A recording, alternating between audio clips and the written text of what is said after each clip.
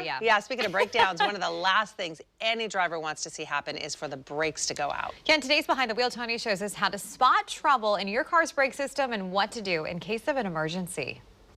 Let's face it, brakes aren't the most glamorous feature on a car. People talk about how fast they go 0 to 60. Nobody's bragging about their stopping distance. But when you think about it, is anything really more important? That's the only thing stopping the car. I mean, if you don't have brakes, it's game over.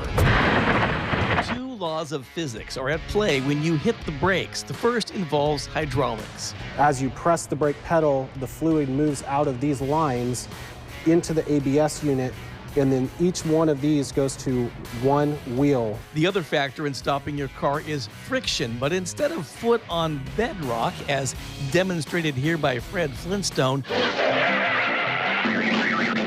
it's brake pad on a rotor. That friction of the pads going against the rotor is what slows you down. As you can imagine, between hydraulics, friction, and all the electronics that pull it together, your brake system is full of little bits and pieces that all need your attention, starting with your pads. They wear out just from normal stopping, so obviously that's the most common thing to be replaced. Brake fluid is hygroscopic, so it collects moisture, so it's supposed to be replaced every 2 years. A warning light on your dash would alert you to those issues, but sometimes you have to rely on your ears and feet to spot brake trouble.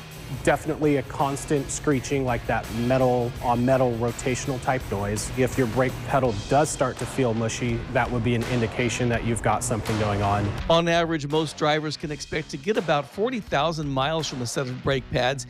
That can vary quite a bit, though, depending on the type of car you drive and your personal driving style.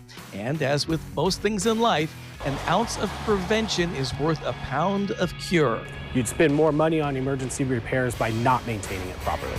With that proper maintenance, a complete brake failure would be pretty unlikely.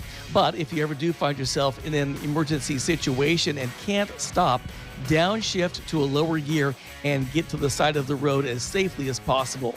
Whatever you do, don't put the car in reverse. You never want to go into reverse. I mean, then you're going to be looking at brakes and a transmission. Don't ever do that. And just like our friend Fred, be sure to warn passengers before taking evasive action. Hang on, Bonnie!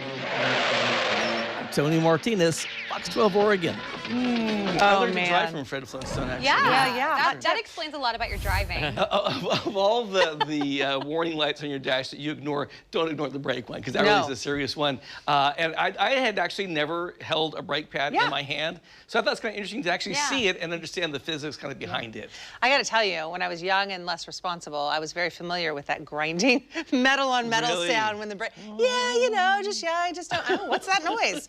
Anyway, I guess they're working. Don't do that. Don't be like me. She also drives till the oil light comes on. Not anymore, though, thanks now. to this guy.